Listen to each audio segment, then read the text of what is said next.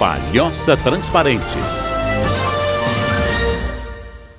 E o Palhoça Transparente desta semana está começando. E vamos iniciar o programa com um dos temas mais debatidos nos últimos meses aqui na região, a alça de contorno. O Palhoça Transparente esteve presente na audiência pública que discutiu os efeitos ambientais das obras que estão previstas para o início de 2014. Já no segundo bloco, então, vamos conferir uma coleção um tanto quanto curiosa. Artefatos, documentos, veículos, entre outras coisas. Uma coleção da Segunda Guerra Mundial de um sargento aqui de Palhoça. Depois do intervalo, você confere com mais detalhes.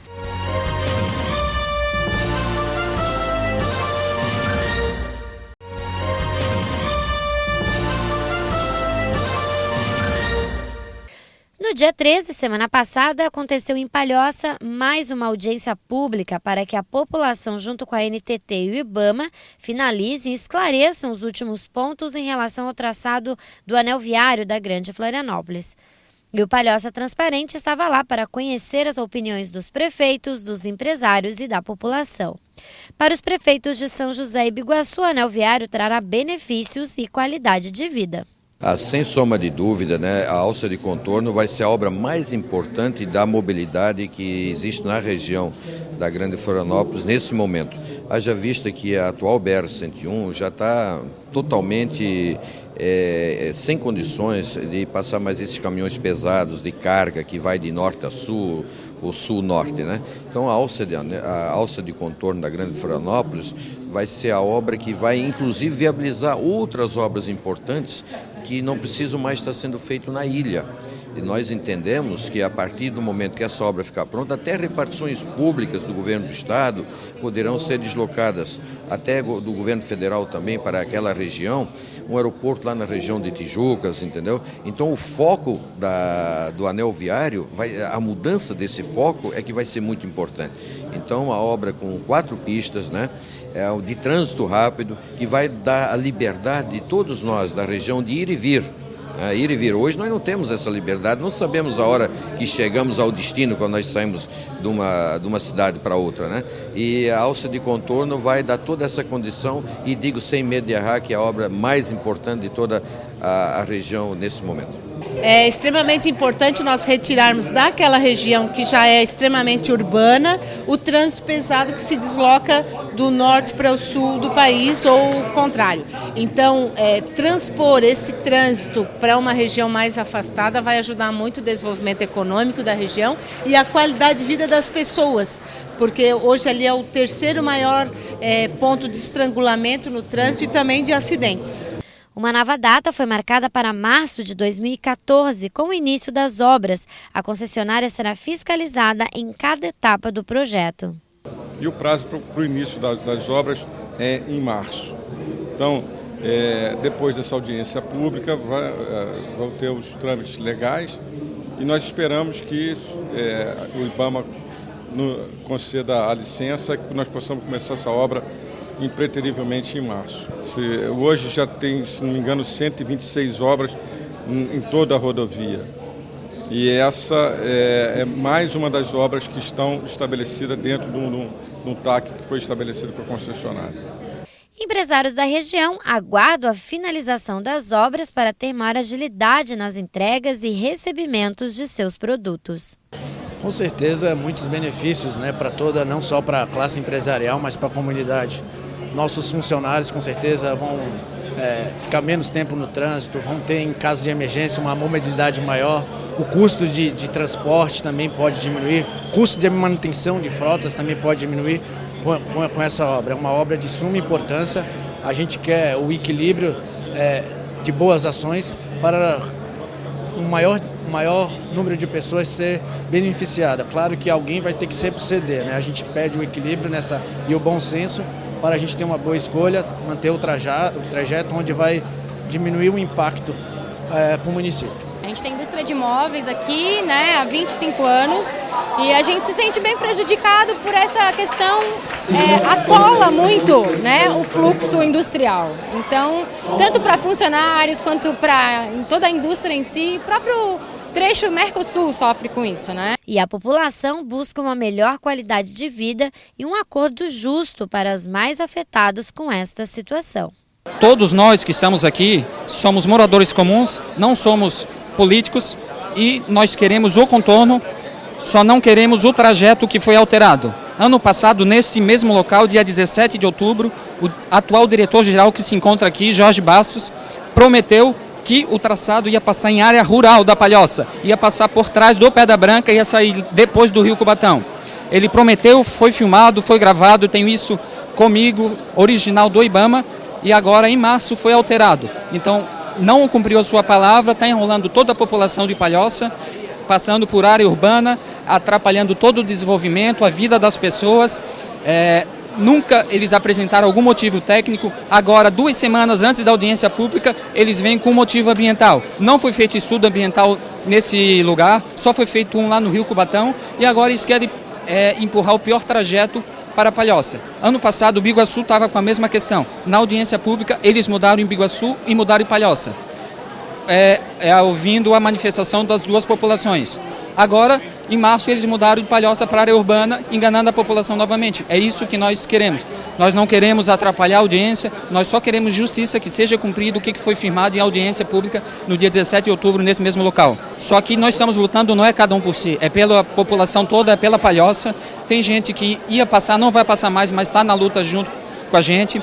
Nós estamos falando desde agosto, setembro, reuniões no gabinete do prefeito, com a Litoral Sul, com o Condes, várias reuniões. A NTT nunca compareceu e 2 semanas antes eles chamaram a gente para conversar e falaram que não tem mais alternativa, não tem solução, sendo que ontem em Biguaçu foi afirmado que esse traçado novo que foi apresentado, o impacto ambiental foi feito em 2 meses. O Morro dos Cavalos demorou 2 anos e meio. Aguarda-se então que a data prevista não seja prorrogada, pois as cidades do entorno do anel viário já estão com o trânsito esgotado. Você é curioso por documentos, armas, roupas e até mesmo veículos da época da Segunda Guerra Mundial? Pois é esta a coleção que você vai conhecer depois do intervalo.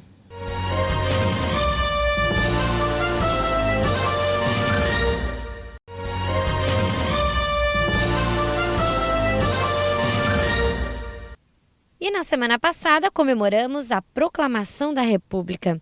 Mas o que significa isso? Liberdade, bem comum, participação do povo. Dar o direito ao seu povo de decidir o seu destino.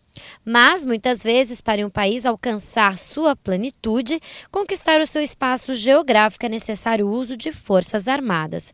Porém, muitas vezes, os comandantes destas nações querem mais, levam seu povo a guerrear sem um motivo real.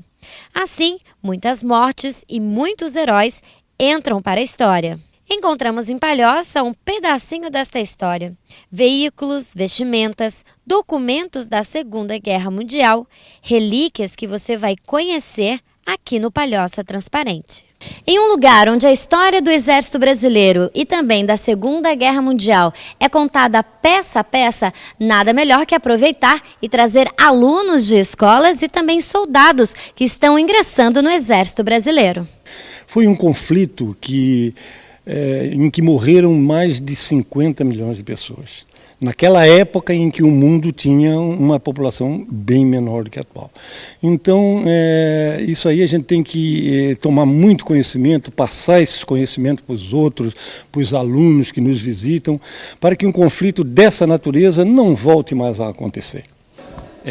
O intuito da visita dos integrantes da 16ª CSM foi trazer os soldados que estão no primeiro ano, o serviço militar obrigatório, de forma que eles conheçam esse berço, de civismo, conheçam as missões do nosso Exército, que é divulgado aqui também, inclusive para diversas escolas.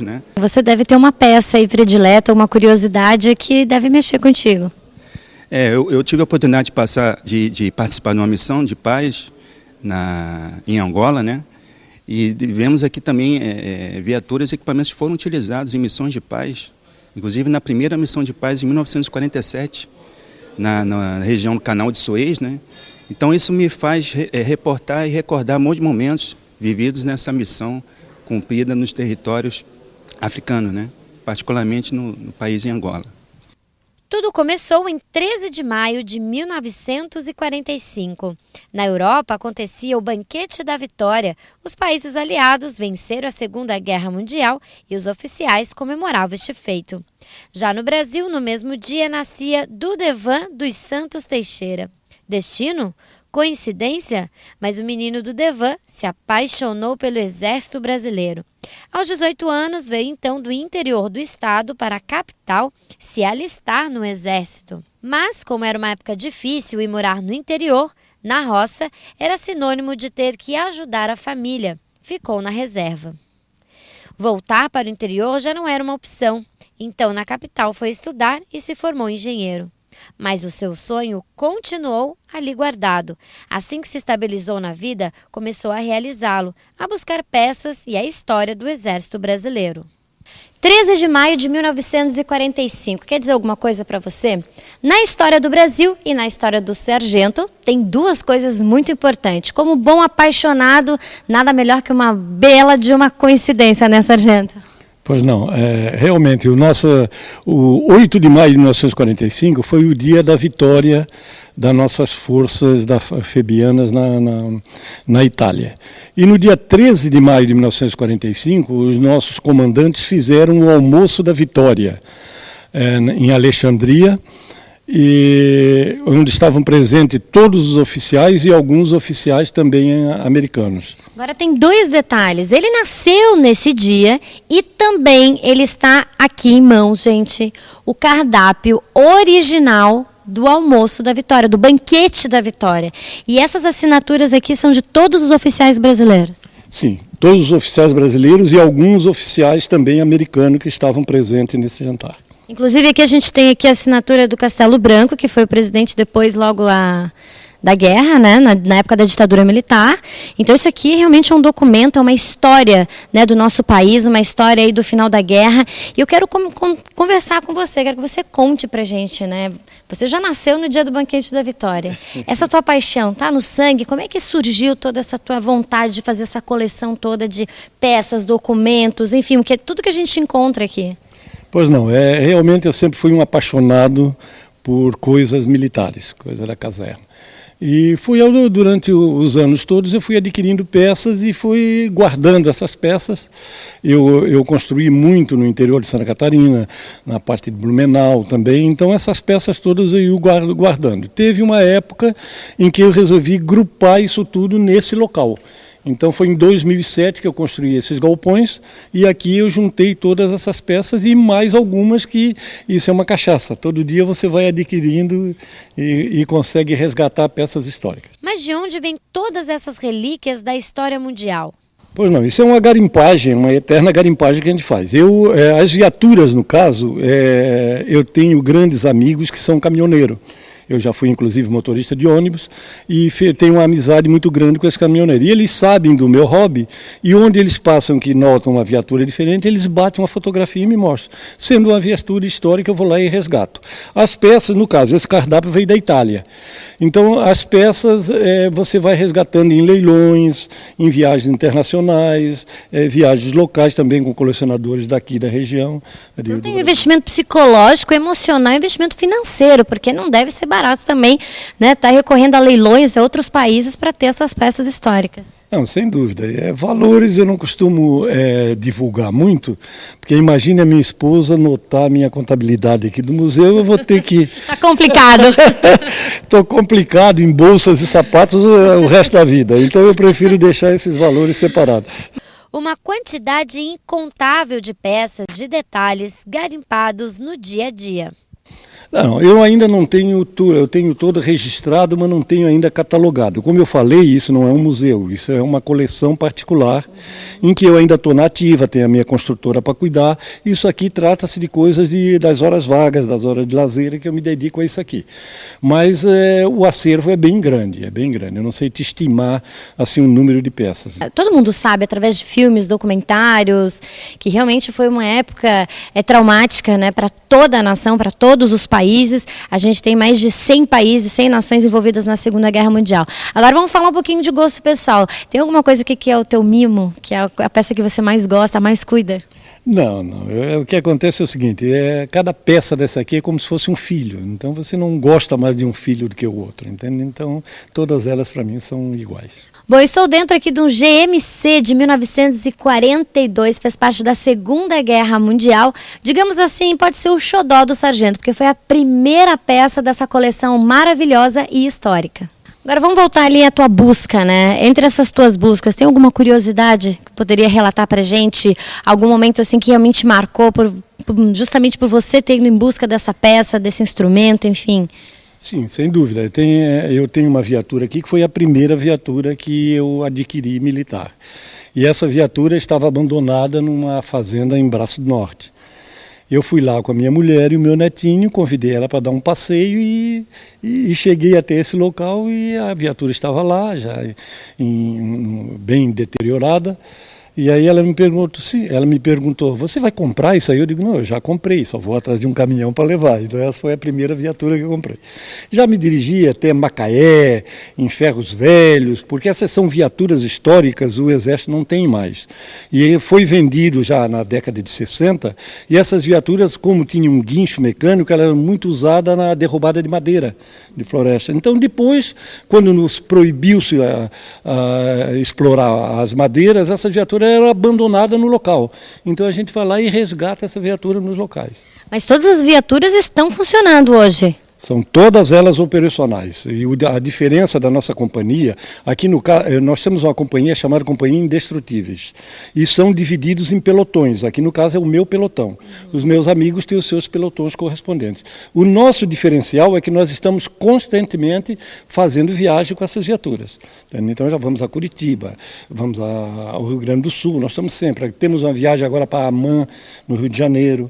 Então nós vamos com essas viaturas todas em comboio. Fizemos uma viagem um ano retrasado para Jaraguá do Sul, em que nós levamos 64 viaturas na BR. Um comboio de 2,5 km. Olha só que interessante. Agora você falou de visitas de alunos, a gente falou de história e você falou que ainda não é museu. Quais são os projetos futuros para essa sua coleção? Você tem alguma coisa em mente ou ainda só vai ficar na coleção? Não, realmente. Eu tenho a intenção de transformá-la num museu. Então, para isso, precisar contratar um museólogo, catalogar essas peças dentro do padrão. E eu tenho intenção de deslocar isso aqui para um terreno que eu tenho na BR.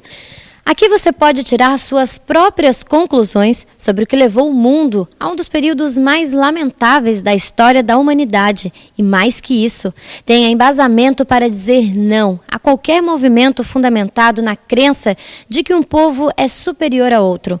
Encontra ainda dados concretos que comprovam que é impossível impor um pensamento pela força militar e que nada justifica a barbárie. Entre tantos documentos e peças raras, nós não poderíamos terminar o programa desta semana de maneira diferente. Por isso estou aqui a bordo de um Long Ranger Desert, um modelo da Chevrolet de 1942. Vocês podem perceber que a cor dele é diferenciada porque ele era usado somente no deserto.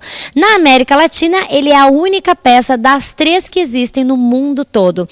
E o Palhoça Transparente vai ficando por aqui. Se você quiser rever este programa, já no final de semana estará disponível o link na internet. Procure-nos no Facebook. O Palhoça Transparente vai ficando por aqui. A gente tem um novo encontro semana que vem.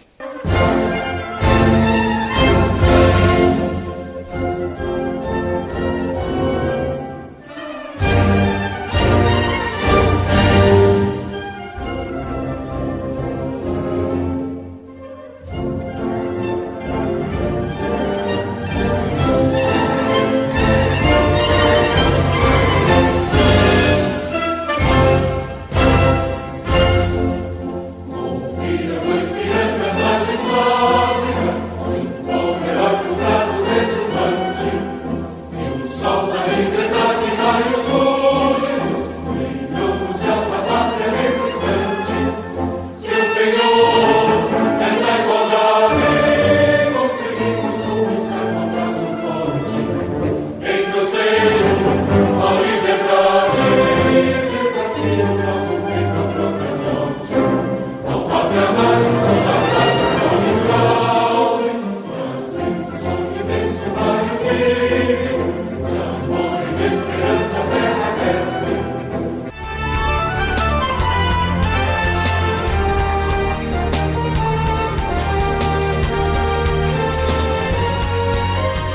Palhoça Transparente.